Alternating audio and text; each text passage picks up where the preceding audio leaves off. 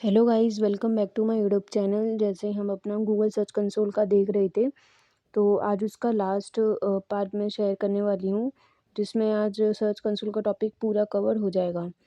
जैसे मैंने कल आपको सर्च रिजल्ट्स डिस्कवर तक बता दिया था, ब्रेड क्रम्ब का भी बता दिया था जहाँ तक है। और जैसे इसमें आप देख रहे हो ब्रेड क्रम्ब जो हैं वो लगे हुए हैं। ये बेसिकली ब्रेड क्रम्ब क्या होता है, एक फ्लो दिखाता है हमारे पेजेस का कि कौन सा पेज किसके बाद आ रहा है, लाइक किसकी मेन कैटेगरी क्या है और किसकी बात की क्या है। जैसे इसमें देखोगे तो सर्च रिजल्ट में पहले हमारा यूआरएल डोमेन आ रहा है, देन ब्लॉग आ रहा है एंड देन हमारा ब्लॉग का टॉपिक आ रहा है। तो जो बीच में आपको एरो टाइप के दिख रहे हैं वो हमारे ब्रेड क्रम्ब होते हैं। यूजुअली ई कॉमर्स वेबसाइट में तो मस्ट होते हैं लगाने, क्योंकि उसमें नंबर ऑफ़ पेजेस ज़्यादा होते हैं, तो यूज़र कंफ्यूज हो सकता है कि मुझे पहले किस पेज पे जाना है, देन उसके बाद कौन सा स्ट्रक्चर फॉलो करना है। लेकिन सर्विस पेजेस में यूजुअली क्या होता है कि सर्विसेज की जो वेबसाइट्स होती हैं उनमें पेजेस कम होते हैं, तो लेकिन एक हायरार्की तो खैर फॉलो करनी ही पड़ती है, तो उसके लिए हम लगा देते हैं। लेकिन अगर आपको डीप में समझना हो ब्रेड क्रम्ब को कैसे करना है, तो वो ई कॉमर्स वेबसाइट से आप अच्छा बेटर समझ सकते हो। जिसमें यूजुअली हम पहले डोमेन का नेम एंड देन उसकी प्राइमरी कैटेगरी, इफ़ उसके अंदर भी कोई अगर सब कैटेगरी है उसको, देन उसके अंदर जो भी टॉपिक है उसको। तो एक फ्लो को बता देगा हमारा कि कौन सा पेज का कौन सा मेन कैटेगरी है और कौन सा उसका सब कैटेगरी है। तो फर्स्ट सेकंड में जैसे हमारा है सिर्फ हमारा जो है लोकेशन का पेज होगा आई थिंक, तो उसमें कोई भी हमने लोकेशन की मेन कैटेगरी का पेज नहीं बनाया हुआ है, तो हमने डायरेक्ट रख दिया। तो इस तरीके से आपके ऊपर है, लाइक जितने नंबर ऑफ़ पेजेस आपके होंगे उस हिसाब से आपकी हायरार्की सेट होगी। और अगर जितने पेजेस कम होंगे उतनी ही उसमें हायरार्की कम रहेगी। अगर आपकी में जैसे नंबर ऑफ़ पेजेस ज़्यादा हैं, तो आप हायरार्की को फॉलो करने के लिए ब्रेड क्रम्ब को अच्छी तरह पुट कर सकते हैं। कहीं न कहीं आपको एक बेनिफिट ही देता है कि लाइक एक जो एक प्रॉपर जो एसईओ बोलते हैं उसमें एक ब्रेड क्रम्ब का सही ऑप्टिमाइज़ेशन करना भी एक पार्ट होता है। जिसमें ब्रेड क्रम्ब बेसिकली यूज़र्स के लिए और गूगल के बॉट दोनों के लिए ही होता है, ताकि वो ईज़िली समझ सकें। और इसमें हमने कवरेज देख लिया था, आई थिंक साइड में भी देख लिया था, रिमूवल्स भी हमने देख लिया था। जिसमें हमने बताया था कि जो नॉन इनवैलिड जो पेजेस होते हैं उनको हम रिमूवल्स में डालते हैं, ताकि वो हट जाए हमारी वेबसाइट से। वो यूजुअली 6 मंथ्स के लिए ही हटते हैं टेम्पररी, वो परमानेंट नहीं हटते हैं। और परमानेंट अगर आपको हटाना हो तो आपको डिसअबाउ लिंक्स में जाके उनको हटाना पड़ता है। उसकी वीडियो आई थिंक मैंने एक बना रखी है, आप उसको देख सकते हैं। और डिसअबाउ का बेसिकली मतलब होता है कि आपको वो पेज जो है कम्प्लीटली आपकी गूगल से ही हटाना है, और आप नहीं चाहते हो कि कहीं भी वो इंडेक्स हो या रैंक हो। वो बेसिकली हमारे कैटेगरीज़ के, ऑथर के, टैग्स के पेजेस होते हैं, जो बहुत अपने आप ही क्रिएट हो जाते हैं गूगल की साइड से, हम यूजुअली इनको क्रिएट नहीं करते हैं। सिक्योरिटी एंड मैनुअल एक्शन जो है, मैनुअल एक्शंस और सिक्योरिटी इश्यूज़ वगैरह। मैनुअल एक्शंस की लाइक हमारे कुछ भी हमने कोई ऐसी एक्टिविटी कर ली है जो गलत है, या जैसे कि स्पैमिंग एक्टिविटी कर ली, ब्लैक हेड वगैरह दे दिया, तो वो सारे एक्शंस यहाँ पे दिखा देगा अगर आप कुछ भी परफॉर्म कर रहे हो तो। और सिक्योरिटी इश्यूज़ वगैरह, अगर जैसे गूगल की साइड से कोई भी अगर कोई पेनल्टी आई है, या कोई भी गूगल की साइड से कुछ भी अगर सिक्योरिटी का कोई इशू आ रहा होगा हमारी वेबसाइट पे, तो वो सिक्योरिटी इश्यूज़ में आपको दिखा देगा।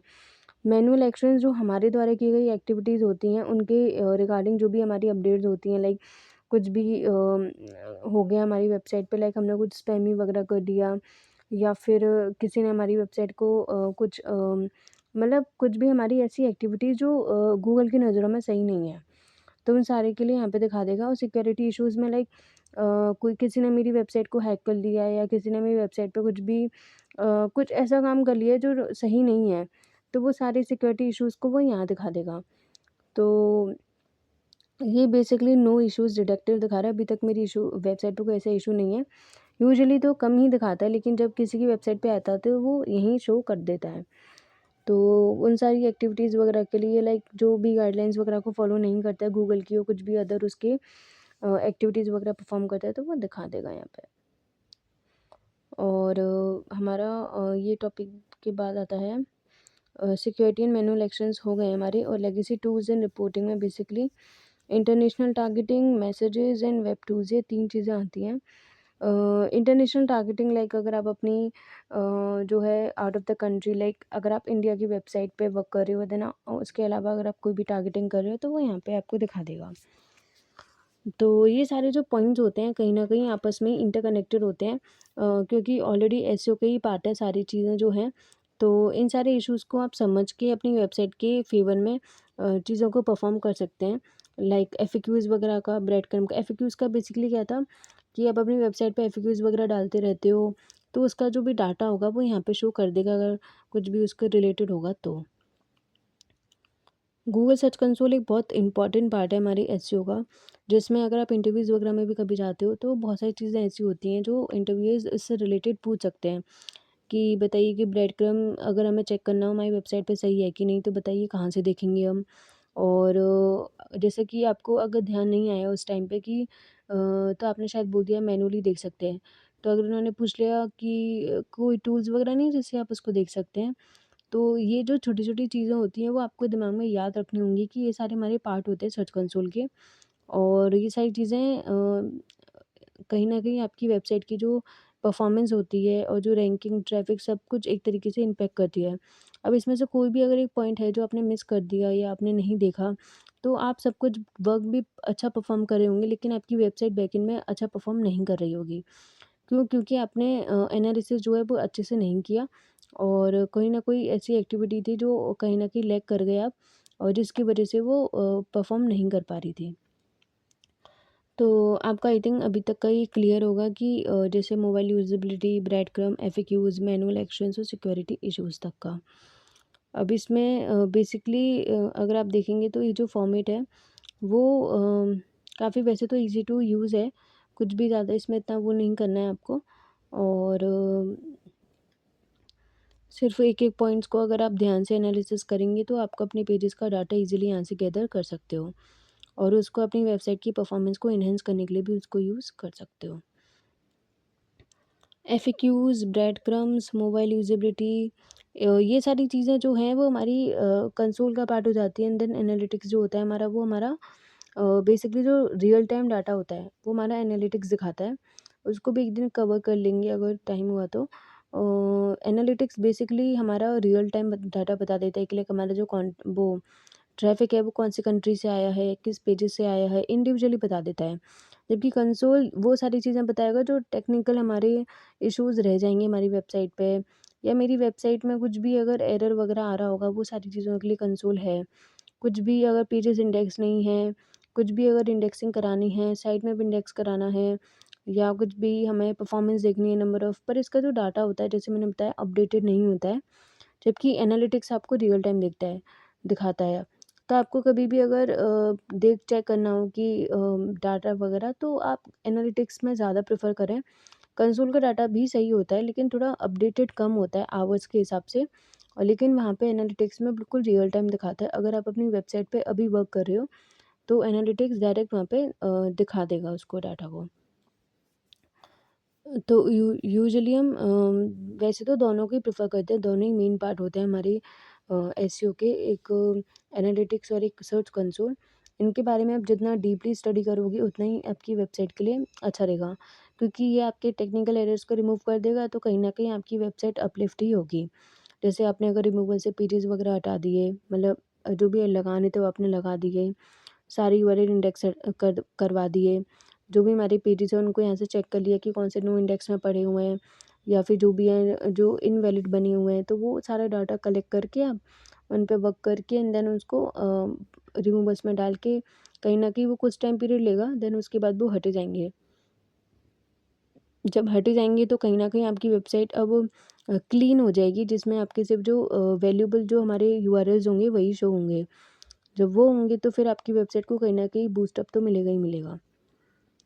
मोबाइल यूज़ेबिलिटी का आप देख सकते हैं, क्योंकि मोबाइल यूज़ेबिलिटी में बेसिकली क्या है कि जैसे मैंने आपको बताया कि उसमें हम मोबाइल का देखते हैं कि उसमें परफ़ॉर्म अच्छा कर रही है कि नहीं कर रही है, और उसमें कोई एरर वगैरह तो नहीं है। अगर उसमें कोई एरर वगैरह भी हुआ तो वो यहीं शो कर देगा, और उसको शो करने के बाद आप अपने पेजेस को फाइंड आउट कर सकते हो। और ब्रेड क्रम्ब का भी बता दिया, एफएक्यूज़ का बता दिया, कवरेज का भी बता दिया था मैंने आपको।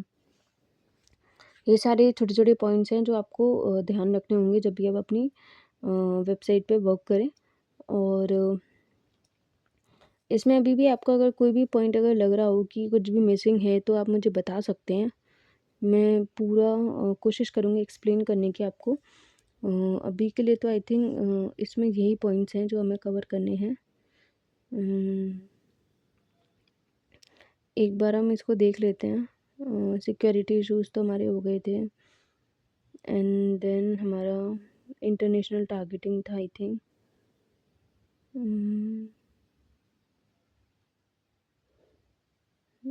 International targeting, legacy tools and reports, इसमें बेसिकली हमारा इंटरनेशनल टारगेटिंग आ रहा था, जिसमें लैंग्वेजेस और कंट्री का बेसिकली मेंशन था। Country target audience based on location and language setting. User, इसमें बेसिकली ये बता रहा होगा कि आप अपनी ऑडियंस को सेलेक्ट कर सकते हो बेस्ड ऑन द लोकेशंस और द लैंग्वेज। लैंग्वेज तो बेसिकली इसमें गूगल अपनी खुद की यूज़ कर रहा है, और कंट्री में आप सेलेक्ट करने का ऑप्शन दिखा देगा ये आपको शायद। कंट्री में जैसे हम जाते हैं तो हमने इंडिया सेलेक्ट कर रखा है, क्योंकि हमारा जो मेन टारगेटिंग ऑडियंस है वो हमारी वेबसाइट भी इंडिया की ही है, तो हमारा इंडिया का ही रहेगा इसमें। और इंडिया को सेलेक्ट करने से ये कि आपने ये बता दिया कि मेरा जो टारगेट ऑडियंस है वो मेरी इंडिया की ही है, और मुझे इंडिया से ही ट्रैफिक चाहिए, तो वो मुझे इंडिया की ही ऑडियंस को दिखाए, मेरी जो वेबसाइट के कंटेंट है उसको। हम्म, हम्म, हम्म।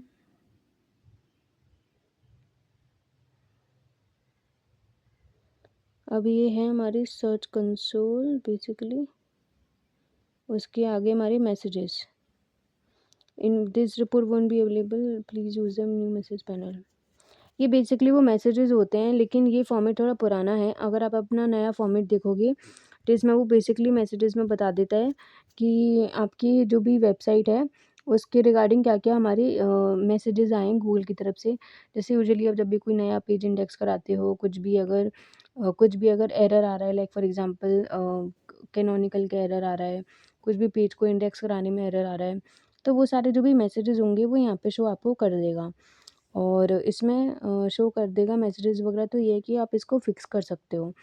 यूजुअली हम चीज़ों को मतलब डाल देते हैं डाटा वगैरह को, देन ये ऑटोमेटिकली मतलब कुछ भी अगर कोई भी छोटी छोटी चीज़ भी हुई, जैसे आपने इंडेक्सिंग कराने बैठे, इंडेक्सिंग नहीं हुई तो मेल चला जाएगा, और आपने कोई न्यू पेज इंडेक्स कराया तो नए पेजेस इंडेक्स हो गए तो वो भी बता देगा।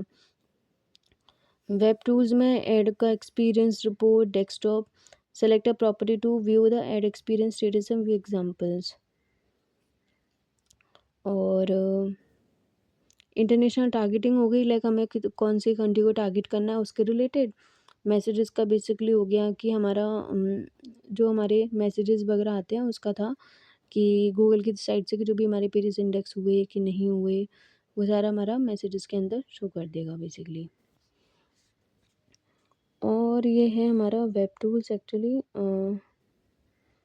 ये हो गए हमारे लिंक्स।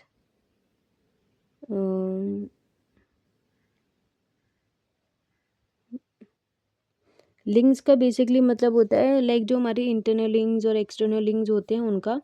इंटरनल लिंक्स जो हमारी पेजेस के अंदर लिंक्ड होते हैं एक दूसरे से, और एक्सटर्नल लिंक्स मतलब जो हमें बाहर की वेबसाइट, आउटसाइड आवर वेबसाइट जो भी हमें लिंक्स मिल रहे होते हैं वो हमारे एक्सटर्नल लिंक्स होते हैं। और इंटरनल लिंक्स का मतलब ये बेसिकली बता रहा है कि कौन से ऐसे टॉप पेजेस हैं आपकी वेबसाइट की जिसमें अच्छी तरह आपने इंटरनल लिंकिंग कर रखी है। और एक्सटर्नल लिंक का मतलब है बेसिकली कि ऐसी कौन सी वेबसाइट है जिससे आपको टॉप की लिंक्स मिल रही हैं, और जहाँ पे आपने अच्छी तरह अपना जो कंटेंट है वो डाल रखा है। टॉप लिंक्ड पेजेस मतलब जहाँ जहाँ आपने लिंकिंग लगाई है अपनी outside the website, like backlinks बनाते वक्त, तो उसमें आपने कौन कौन से ऐसे पेजेस हैं जो अच्छी तरह लिंक हुए हैं वहाँ पे, लाइक आपका होम पेज है, आपका दिल्ली का लोकेशन का पेज है, वो सारे। टॉप लिंकिंग साइट जो जो आपके लिए टॉप परफॉर्मिंग है वो ये सारी वेबसाइट है जहाँ पे आपने बैकलिंक्स बनाई होगी, तो आप इनका रिपीटेडली भी यूज़ कर सकते हो, यहाँ से डाटा ले सकते हो। रिपीटेडली यूज़ करने से अच्छा रहेगा, क्योंकि आपको जब वहाँ से अच्छा परफॉर्मेंस मिल रही है, अच्छा वहाँ से अगर ट्रैफिक मिल रहा है तो आप उनको यूज़ कर सकते हो बार बार। जिसमें ब्लॉग स्पॉट है, साइट लिंक्स ORG है, मीडियम है, ये बेसिकली ब्लॉग सबमिशंस की वेबसाइट्स होती हैं। तो जितना ज़्यादा वो अपने प्रमोट करोगे अपनी वेबसाइट को through the of site like the backlinks के थ्रू, देन उतना ही आपको यहाँ पे जो है अच्छा मतलब ट्रैफिक मिलता रहेगा। तो टॉप लिंकिंग में बेसिकली मतलब हो जाता है कि हमारा जो हमारी जो वेबसाइट है, लाइक हम 100 ऑफ बैकलिंक्स बनाते हैं, लेकिन उसमें अच्छी कौन सी वर्क कर रही है हमारी वेबसाइट के लिए, वो ये यहाँ से आपको डाटा मिल जाएगा। तो आप यहाँ से लेके उनको यूज़ कर सकते हो अपनी वेबसाइट पे लिंक्स बनाने के लिए नेक्स्ट टाइम। और टॉप पेजेस ये हैं कि जो ऑलरेडी लिंक्ड हो चुके हैं अच्छी तरह, उनको भी आप यूज़ कर सकते हो, लेकिन आप कोशिश करें कि जो अभी तक लिंक नहीं हुए हैं उनको ज़्यादा यूटिलाइज़ करें।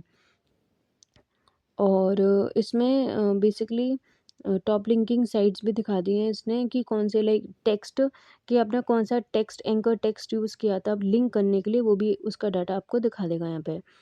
तो एक्सटर्नल इंटरनल लिंक्स दिखा देगा, टेक्स्ट दिखा देगा, कौन सी टॉप परफॉर्मिंग साइट्स बनी है वो भी आपको दिखा देगा। तो ये सारा डाटा आप वहाँ से ले सकते हैं, और देन उसके हिसाब से आप अपने जो भी लिंक्स हैं उनको यूज़ कर सकते हैं इस डाटा को। सेटिंग्स में बेसिकली आता है कि लाइक यूज़र इन परमिशन, कि आपको अगर कोई, आपने ये प्रॉपर्टी अपनी किसी ईमेल आईडी से बना ली और देन आपको यही आईडी किसी दूसरे को भी ट्रांसफ़र करनी है, तो वो आप यूज़र इन परमिशन में जाके दे सकते हो। चेंज ऑफ एड्रेस का जैसे मैंने बताया कि आपका एचटीटीपी था, एचटीटीपीएस पे आपने कर दिया तो पूरा ही रीडायरेक्शन आपने किया है, तो वो चेंज ऑफ एड्रेस में आ जाएगा। ओनरशिप वेरिफिकेशन के लाइक मैं ही उसकी वेरीफाइड ओनर हूँ, लाइक मैंने ही क्रिएट करी है वो। यूज़र इन परमिशन में भी 3 तरह के रोल्स होते हैं, लाइक मैनेजर का, फुल ओनरशिप का, रिस्ट्रिक्टेड का। अगर आपने फुल ओनरशिप है आपके पास तो आप इंडेक्सिंग वगैरह सब कुछ करा सकते हो। रिस्ट्रिक्टेड होगा तो आप इंडेक्सिंग वगैरह कुछ नहीं कर पाओगे, सिर्फ डाटा को देख पाओगे। तो ये भी आपको देखना पड़ेगा, लाइक इसमें तो सारे ओनर्स के मैंने ऐड कर रखे हैं। तो अगर इसमें आपको सिर्फ ओनर्स की जगह अगर आपको किसी दूसरे बंदे को देना है तो आप ओनर का तो नहीं दोगे, जो हमारे दूसरे जो हमारे अदर होंगे परमिशंस, लाइक मैनेजर्स का या फिर अदर का, देन उसको आप दे सकते हो। क्रॉल स्टैट्स का मतलब ये है कि मेरा जो कंटेंट है वो कितनी बार, लाइक नंबर ऑफ टाइम्स वो क्रॉल हुआ है, लास्ट 90 डेज़ के अंदर वो 10.8 के टाइम्स क्रॉल हुआ है। चाहो तो आप ओपन रिपोर्ट भी कर सकते हो। और नीचे है प्रॉपर्टी एडिट टू अकाउंट, अगर आपको ये प्रॉपर्टी रिमूव करनी है तो आप यहाँ से रिमूव कर सकते हो। मतलब आपने गलती से 2 प्रॉपर्टी बना दी और आपको हटानी है तो आप यहाँ से रिमूव कर सकते हो उसको। इंडेक्सिंग क्रॉलर कौन था? गूगल का बॉट का स्मार्टफ़ोन था वो, डेस्कटॉप वाला नहीं था, स्मार्टफ़ोन था जिसने आपकी जो क्रॉल किया था आपकी कंटेंट को, ना कि डेस्कटॉप वाला। तो बेसिकली आई थिंक ये भी आपको क्लियर होगा कि हमारा वो हो गया। जैसे आपको अगर कोई न्यू प्रॉपर्टी ऐड करनी है तो आप हमेशा यूआरएल प्रीफिक्स को प्रायोरिटी दें कंपेयर टू डोमेन। वो इसीलिए क्योंकि अगर कल को डोमेन एचटीटीपी से एचटीटीपीएस पे चला गया तो आपके लिए गड़बड़ हो जाएगी, आपको पुराना डाटा लूज़ करना पड़ सकता है। यूआरएल प्रीफिक्स में हमेशा सेव वर्जन रहता है, आपका जो भी प्रॉपर्टी चल रही है आप उसके अकॉर्डिंग ऐड कर लीजिए, जब न्यू आएगी तो न्यू के अकॉर्डिंग आप कर सकते हो। तो हमेशा हम तो प्रेफर करते हैं यूआरएल को ही मेंशन करना, तो आप उसके अकॉर्डिंग यहाँ पे प्रॉपर्टी को ऐड कर सकते हो।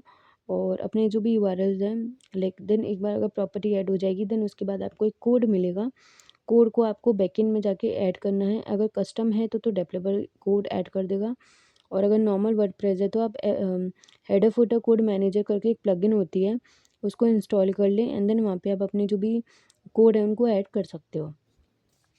जैसे ही आप कोड ऐड कर दोगे तो आपको सोर्स कोड में देखना पड़ेगा अपनी वेबसाइट का कंट्रोल यू करके, कि वहाँ पे जो कोड है वो आया कि नहीं आया। अगर वहाँ पे है तो यहाँ पे वेरिफिकेशन इजीली हो जाएगा। कुछ नहीं है, सिंपल स्टेप्स हैं, बस यूआरएल यहाँ पे पेस्ट करना है और देन जो कोड आएगा उसको आपको बस कॉपी करना है एंड देन कॉपी करने के बाद उसको आपको फिर मतलब अपने जो वेबसाइट है उसके बैकएंड में जाके HFCM में लगाना है, header footer code manager plugin नाम के अंदर, एंड देन कोड डिस्प्ले होना स्टार्ट हो जाएगा एंड देन यहाँ से वेरिफिकेशन कंप्लीट हो जाएगा। कस्टम है तो आप डेवलपर के थ्रू करा सकते हो उस चीज़ को।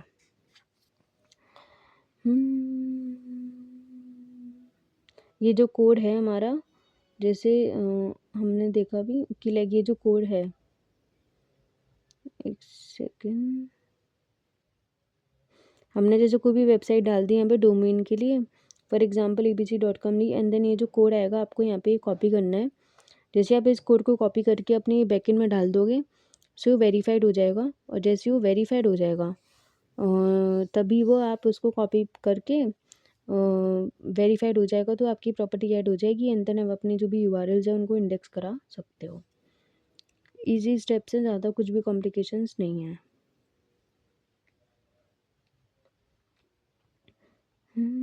आई think every topic is covered now. हमने सब कुछ देख लिया एक बार। Breadcrumb, manual actions, core web vitals, security. I think आज के लिए आई थिंक ये टॉपिक जो है पूरा कवर हो चुका है सर्च कंसोल का, जिसमें मैंने आपको सारी चीज़ें बता दी हैं। और अगर आपको अभी भी कुछ भी कन्फ्यूजन हुआ, कुछ भी आपको पूछना हो, तो आप मुझे कमेंट बॉक्स में मैसेज कर सकते हैं। एंड आज एक कंसोल का तो हमारा पूरा टॉपिक ख़त्म होता है। आई होप आपको ये पूरा समझ में आया होगा और आप इसका अच्छी तरह यूटिलाइजेशन भी करेंगे अपनी वेबसाइट के लिए। अगर वीडियो अच्छी लगी हो तो प्लीज़ इसे लाइक और सब्सक्राइब ज़रूर करें चैनल को, प्लीज़।